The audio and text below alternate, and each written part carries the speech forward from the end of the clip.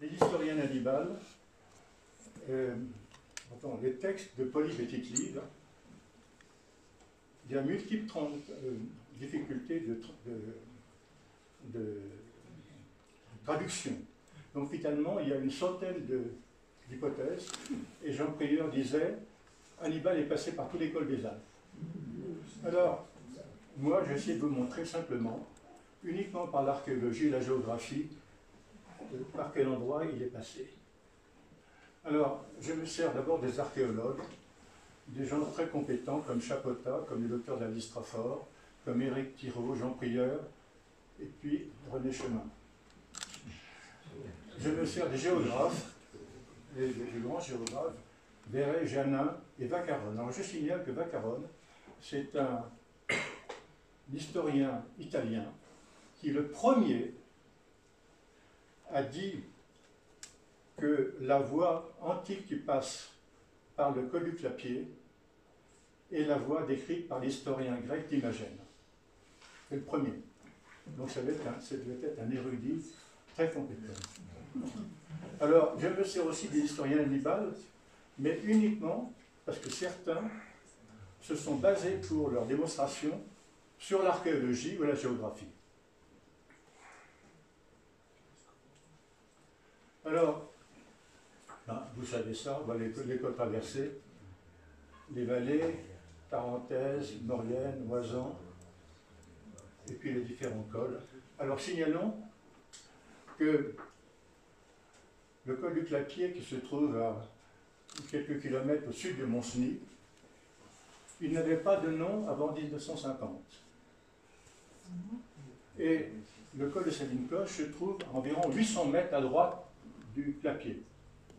C'est seulement vers 1950 que l'abbé Strafford lui a donné un nom et que maintenant c'est connu. Alors, première étape, certains cols n'ont pas pu voir Hannibal. Le col du Grand Saint-Bernard. La voie du Grand Saint-Bernard n'offre partout qu'un sentier étroit et à pic. On ne voit pas les 35 000 ou 30 000 fantassins d'Hannibal, les 8 000 cavaliers, les 36 éléphants passés par là. C'est impossible. Par contre, tout le temps, il y a eu des petites caravanes qui ont passé, parce qu'en passant par là, on gagnait 2 jours pour atteindre le nord de la France et l'Allemagne. Alors, Napoléon, en mai 805, a traversé le Grand Saint-Bernard. Ah, ça, c'est la version officielle. Il y a 5 grands tableaux en France et en Espagne. Mais la réalité, c'est qu'il a traversé sur une mule. Alors, ça n'a pas plu tellement à Napoléon. Il a traversé sur une mule.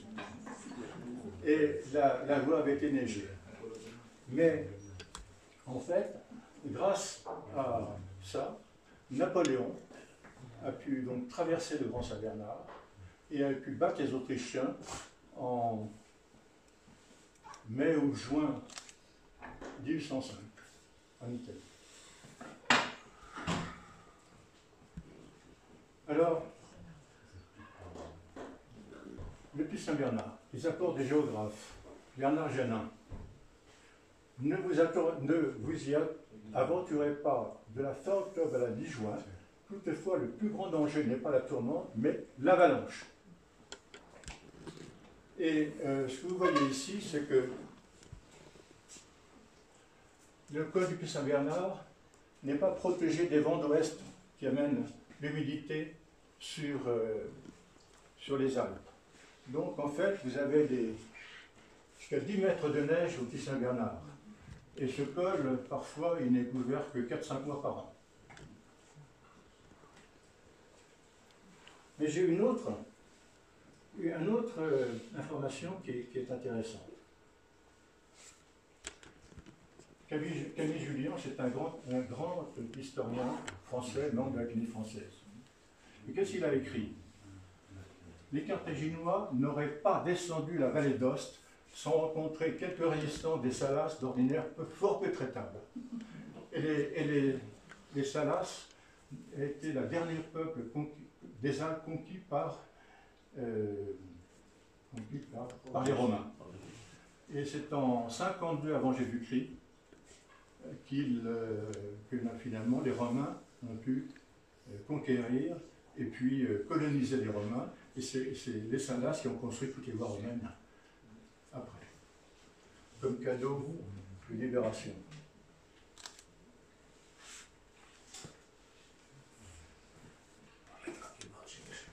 Je peux avancer moi. Oui. Hannibal n'a pas traversé le mont Genève. Ça, c'est l'apport de la géographie. Pourquoi? Les crues les plus violentes de la Durance surviennent en automne.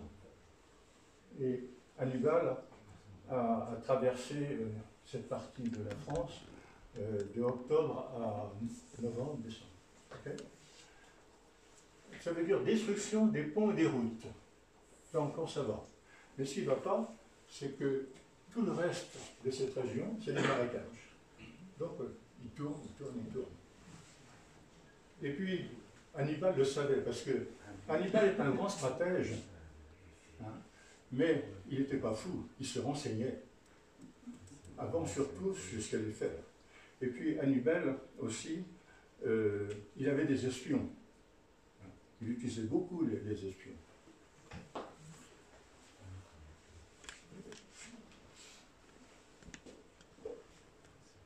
Alors, les apports des archéologues. Paul Verret, c'est un archéologue qui a fait une thèse sur la moyenne Durance. Il était professeur à Gand. Il a fait son doctorat, il a écrit son doctorat là-dessus. Et ensuite, il a été président de l'Académie nationale. Paul Verret, alors, il a écrit « Le mont Genève ne pouvait se comparer comme voie de communication avec la Maurienne, la Tarentaise. » Et surtout, alors, Jean Prieur, que pour les Français connaissent bien, c'est l'archéologue et l'historien de la Savoie antique, lui a dit « Je suis plutôt de l'avis de Paul Verret ». Et dans son opinion, c'était surtout, il pensait à toutes les inondations de la Durance, à cette époque-là, où Hannibal est passé, il ne pouvait pas passer par là. Enfin, c'est son opinion.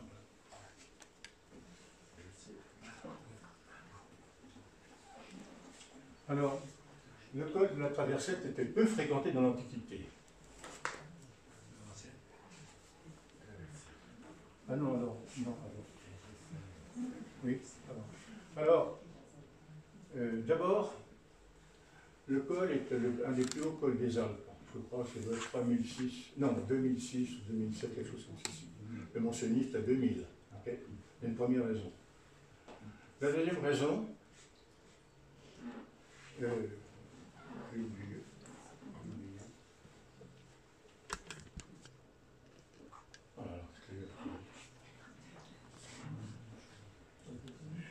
deuxième raison, c'est que le col pour monter à la traversette est très raide. Et les mulets chargés de sacs de sel, ils ne pouvaient pas monter. Alors, c'est pas moi qui le dis. Hein, c'est je crois que c'est aussi l'académicien dont je dis un mot tout à l'heure. Hein,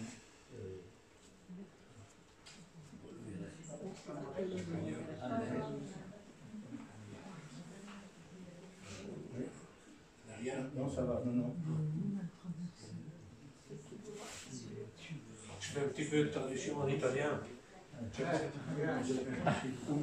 Sì, ha fatto tutto il passaggio dei colli delle Alpi che avete contattato anche voi e ha detto per l'indagine sia geografica che storica è andato per esclusione. Ha escluso il piccolo San Bernardo perché la geografia e la posizione del colle con tutti i venti che portavano le tempeste o che hanno portato un colle sempre ad avere una quantità enorme di neve e di valanghe.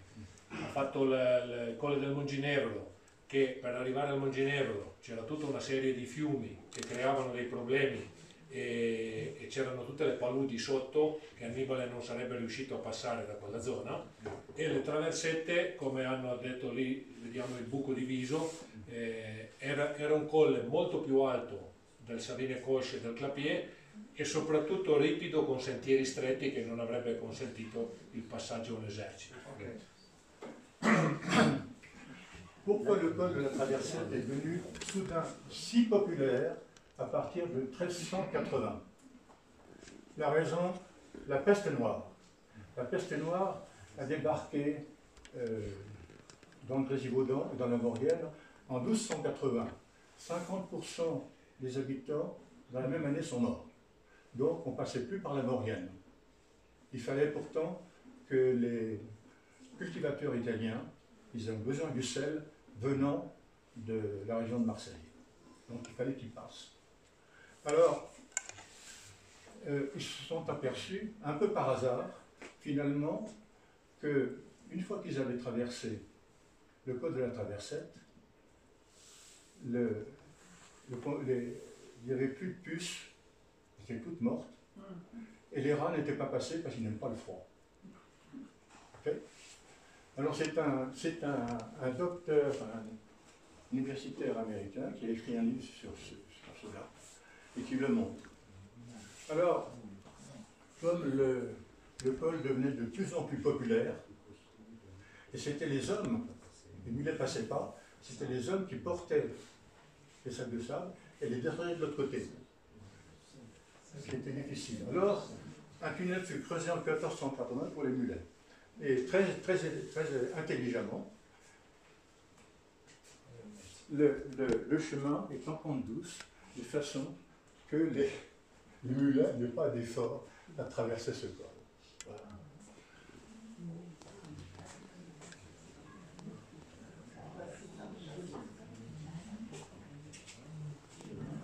Ha parlato del Colle delle Traversette, e ha parlato della peste nera che ha vietato ogni passaggio poi nella Maurienne, e il traffico del sale è dovuto passare dal Colle delle Traversette. Per quello nel 1480 hanno fatto il buco diviso, hanno fatto questo tunnel, perché prima arrivavano coi muli, poi portavano i sacchi a spalle sui colli, proprio per far vedere l'acclività del territorio, e hanno fatto questo buco diviso che ha permesso ai muli, come diceva questo professore, ha scritto questo libro, che non si transitava più nella Maurienne per paura, e recuperavano tutto il traffico da Marsiglia che passava sulle traversette, che c'è stato in quel periodo l'importanza delle traversette. Alors, je voulais ajouter une chose dont je ne me souviens plus.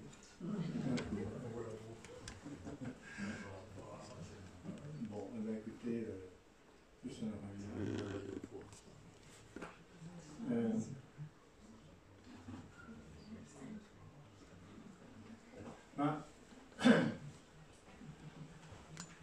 Il y a une vingtaine d'années, il y a des archéologues canadiens et de toute nationalité qui ont trouvé du crottin de cheval de l'autre côté du col de la Traversette, et puis ils ont dit il date d'Hannibal. Mais ce qu'ils n'ont pas dit, c'est que la précision du carbone 14 est très mauvaise à cette époque-là, et qu'au minimum, je crois 5 ou 6 armées auraient traversé le col. Donc ils ne peuvent en rien prouver que c'était Hannibal. Ils l'ont fait sur un seul col. Comment? Ils l'ont fait que sur un col. Ouais. Le prélèvement, ils auraient dû le faire sur tous les cols d'Altra pour voir s'il y avait du crottin de mulet partout. Moi je crois qu'ils ont vu d'autres cols pour d'autres raisons. Pour une raison très simple, c'est que le col de la Traversette n'a pas de précipice dans la descente. Or, les textes disent textuellement qu'il y a des précipices dans la défense, dans la descente du col. Alors, qu'est-ce qu'ils ont imaginé? Que dans l'Antiquité, il y avait un éboulement. Je crois qu'ils utilisent le mot faux, que toute la descente du col de la Traversette s'était écroulée. Donc, voilà, ils étaient retombés sur leurs pattes, puisque maintenant il y avait des précipices dans la descente. Praticamente ha contestato lo studio dell'università canadese che avete letto tutti sulla stampa delle traversette, e che dice che tutti i colli alpini, come dice anche René Chemin, sono stati attraversati da muli e sono stati attraversati da eserciti, per cui tutti i colli alpini hanno delle quantità di sterco di mulo e non è provato che sia dell'epoca di Annibale. D'accord.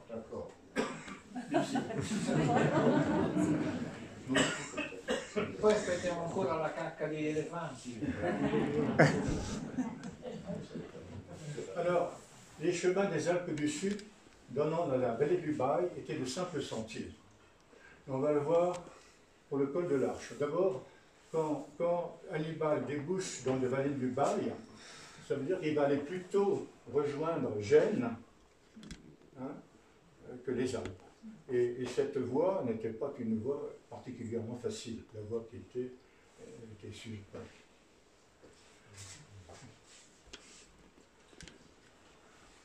Alors, Hannibal n'a pas traversé le col de l'Arche. En 1515, il arrive au col de l'Arche, et le sentier était à peine praticable par des chevriers. 3000 sapeurs y ouvrirent à la fin juillet 1515 un chemin carrossable du 4 au 9 août 1515. Et ils passèrent 30 000 fantassins, 9 000 cavaliers, 72 gros canons, 35 pièces du petit calibre. Le grand avantage, c'est qu'ils ont surpris les Autrichiens et que, comme ça, François Ier a gagné la bataille de Marignan, c'est ça? Oui.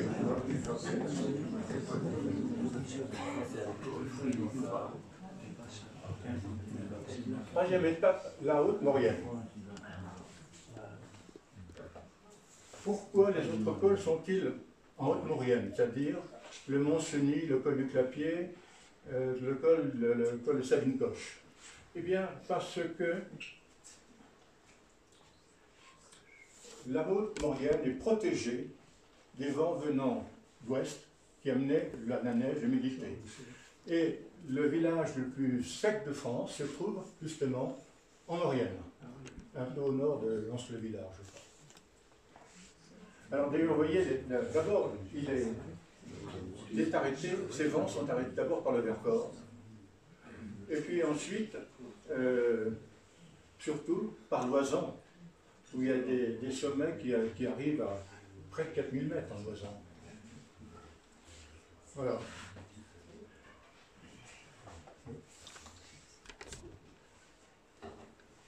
Alors, la Haute-Maurienne est itinéraire praticable presque toute l'année. Autre information importante, les crues de l'Arc détruisaient les ponts et chemins en Basse-Maurienne. Autre information, en Basse-Maurienne, il n'y a pratiquement aucune découverte archéologique. Et en plus de ça, il y a l'humidité, et c'est insalubre. La dernière grande inondation de l'Arc, je crois que c'était vers 1950. Comment 57. Merci. Alors, le débit, c'était 10 000 mètres cubes seconde, c'est-à-dire combien de fois la multiplication par rapport au débit moyen de la Seine, qui était à 300 mètres cubes seconde en moyenne. Donc, rien ne résistait.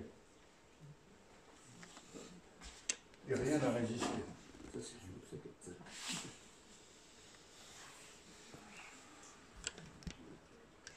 Non. La Haute-Maurienne. Un grand chemin néolithique du néolithique à la fin de l'âge de fer. Et ceci, l'âge de fer, c'est Jean Prieur qui l'a montré. Qu'il était, comment dirais-je, la chaîne de Beldon, il a travaillé à la chaîne de Beldon, qui a montré toutes les découvertes importantes dans le chemin allant vers Beldon. C'est Jean Prieur qui l'a montré. ha detto prima che sono rimaste poche tracce Ah ben oui, le voilà. nella bassa Maurienne, perché ci sono state le inondazioni dell'Arc violentissime e che ha portato via tutto una zona molto umida. Invece i ritrovamenti sono stati fatti nella zona più alta della Maurienne e era un itinerario plausibile perché protetto dai venti e dalle perturbazioni. La Maurienne era un itinerario plausibile a quell'epoca. Alors, voilà la démonstration par Jean Prieur, et c'est surtout, il montre ici tout ce qui date de l'âge de fer, de la fin de l'âge de fer. Donc, il n'y a plus que 3 cols possibles, le col du Mont-Cenis, le col du Clapier et le col de Salines-Coche. Rimangono 3 colli possibili che sono Moncenisio, Clapier e Salines-Coche. D'accord. Alors, le général Guillaume, c'était un grand monsieur. Il était le chef d'état-major de l'armée française en Italie en 1944. Et c'est-à-dire qu'un chef d'état-major, il n'écrivait pas des romans, pardon. Il écrivait quelque chose de très précis, qui n'invente rien, qui n'ajoute rien, pour que ça soit succinct. Alors, pour lui, il y a 2 cols possibles. Le col du Clapier, il critique le chemin d'accès au col du Clapier proposé par les historiens. Mais il a été au col du Clapier, il dit que le col du Clapier correspond parfaitement au texte antique. Voilà ce qu'il a trouvé. Alors, par contre, pourquoi j'ai mis le col de la Traversette? Parce que le général Guillaume a eu l'honnêteté de dire à tout le monde qu'il n'y avait pas de précipice dans la descente du col de la Traversette. Alors c'est pour ça que je laisse quand même, parce que de toute façon il a critiqué non pas le col du Clapier, mais les voies d'accès par les historiens au col du Clapier.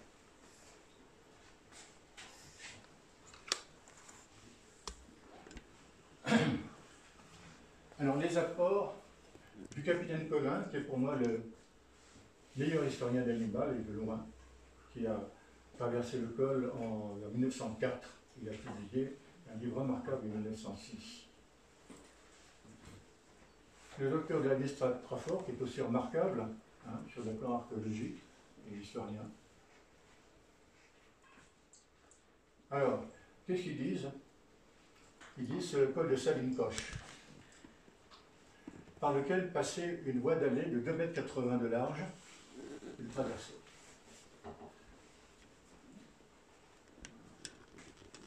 Alors, comme je vous l'ai dit, un historien italien avait déjà deviné ou pensait que c'était la voie d'allée, comme ça, c'est la voie qui a été décrite par l'historien grec Imagène, dont les écrits ont été perdus, sauf. Alors, voilà la trace de la voie d'allée traversant le col. Elle a été prise par un pilote d'avion à travers les nuages. J'étais avec lui et il a mis son avion comme ça. Il a lâché le manche à balai et puis tranquillement il a pris sa photo. Parce que il ne peut pas prendre une photo de droit. Il est gêné par le moteur. Donc, et je n'ai pas eu peur. Il avait Questa foto è stata presa per la strada, è praticamente presa dall'alto, quella che avete fatto vedere voi della via romana, quella esistente, e lui era sull'aereo quando ha fatto questa foto e per fare la foto ha dovuto mettere l'aereo di traverso per non avere l'elica e lui era presente sull'aereo. Alors, il y a un de mes cousins à la mode de Bretagne qui avait 2 avions. Et je lui ai demandé de trouver le col du Clapier. Il ne l'a pas trouvé. Il me fait peur parce qu'il rasait, avec son petit avion, il rasait les falaises. Et là, j'ai eu peur.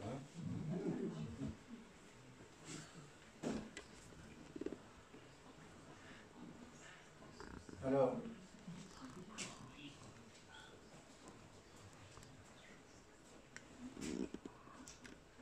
le titre, vous voyez très bien, c'est la voie d'allée du Saline-Coche.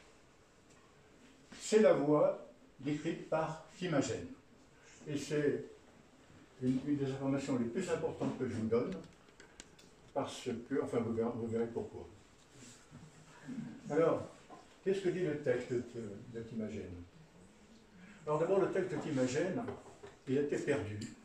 Il a été repris par un historien latin du IVe siècle après Jésus-Christ, qui n'avait jamais quitté son fauteuil de Pise, hein, et il ne connaissait pas le col du Clapier. Alors, il connaissait de nom le Mont Genève. Alors, qu'est-ce qu'il a écrit? Il a pris le texte de Timagène, et à la fin, il a donné une annotation qui identifie le Mont Genève. Okay? Ce qui fait que les partisans du Mont Genève ont dit Timagène est passé par le Mont Genève. Je vous montrerai tout à l'heure pourquoi il n'a pas pu passer par le Mont Genève.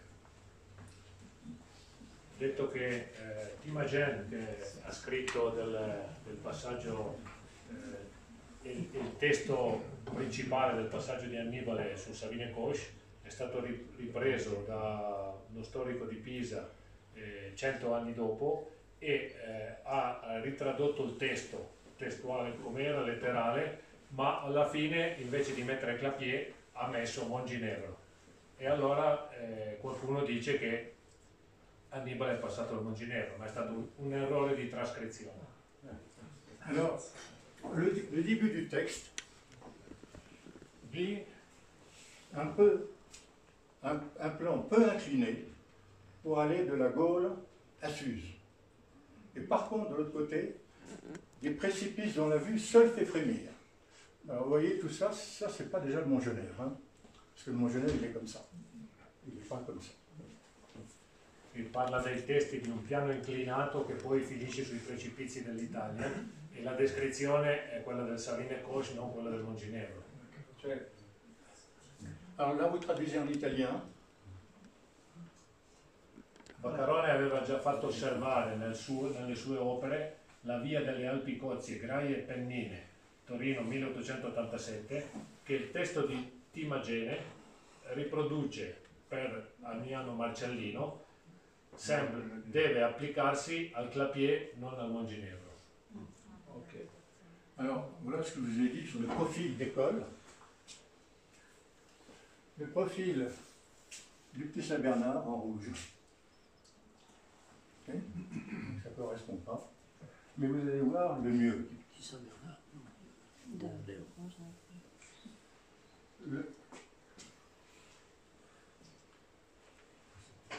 La voie d'allée dont je parle, dont j'ai parlé, on l'a retrouvée uniquement dans des endroits à peu près plats.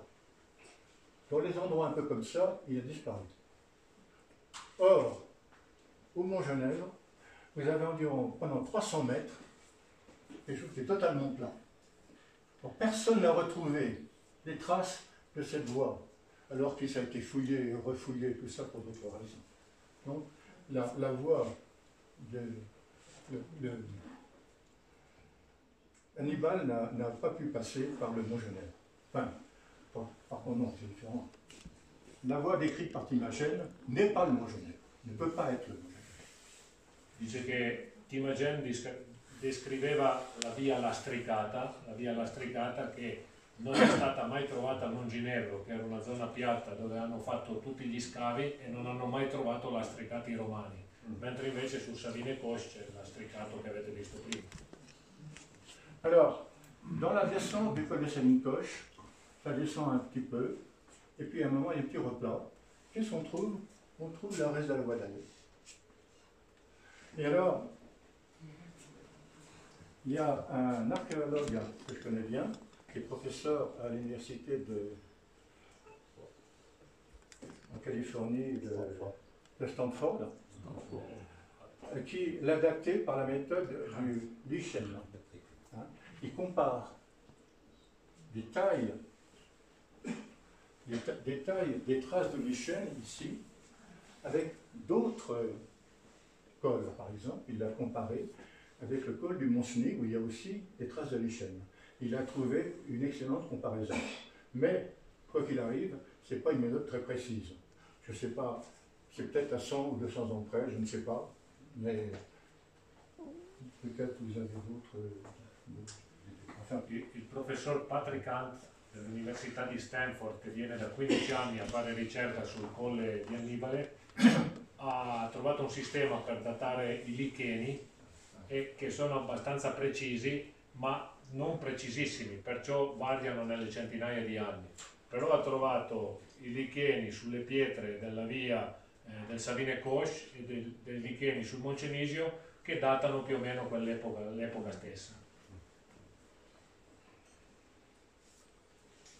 Alors, voilà un montage fait par la Vistrafort sur la voie d'allée. Alors, il peut l'identifier de l'autre côté parce que de l'autre côté, la voie est intacte. Hein, et pas de ce côté-là. Ce qui semble certain, c'est que cette voie d'allée a dû être construite sur un chemin assez important avant.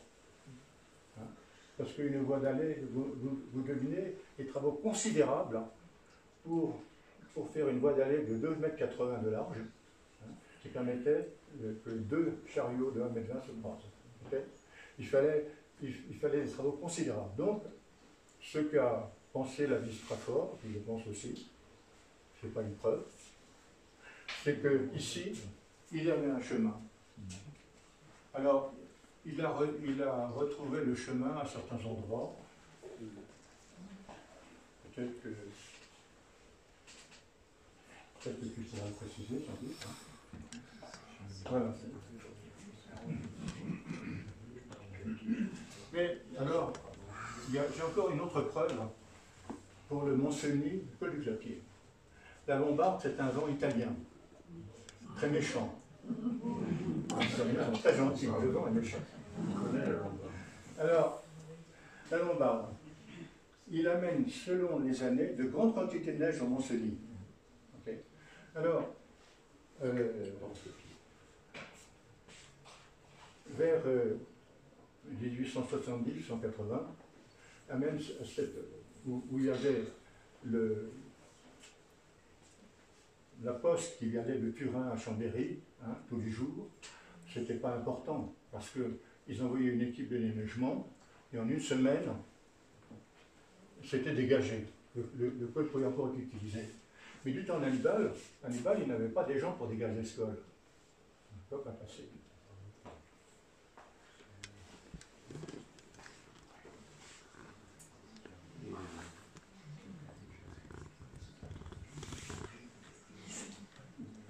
Alors, on voit ici, voilà ici, ça c'est le col du petit Mont-Cenis, et voilà le col du Clapier. On voit qu'il est protégé par cette chaîne de montagnes. Okay. Et je crois que c'est une chose que Marco m'a dit un jour, est-ce que c'est vrai? Que je crois qu'un jour, je crois qu'il m'a dit ça un jour. Il m'a confirmé ça. Comment? Sì, sì.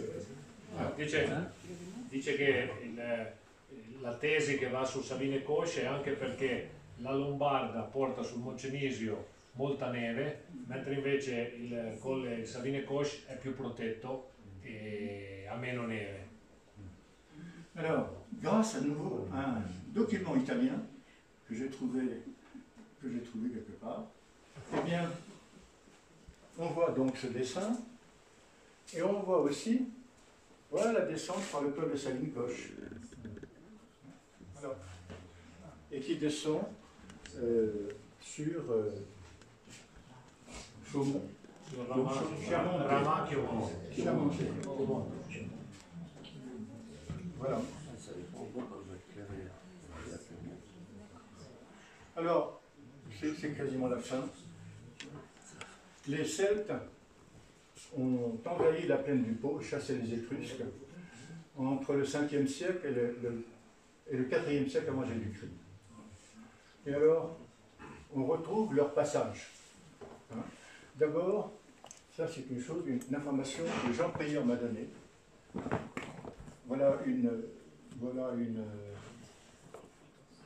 ceinture ou un collier sel, et puis aussi les peintures rupesques ici, qui sont surtout de l'âge de fer, hein, c'est Guthon du passage d'Hannibal. Alors là, c'est pas des preuves, hein, c'est des éléments de preuve. Voilà. Alors, je termine en disant ça. Le col de Saline-Coche est le col traversé par Hannibal. Il ne peut se trouver qu'en Haute-Maurienne. Et le Mont-Cenis est impraticable aux éléphants. J'ai terminé.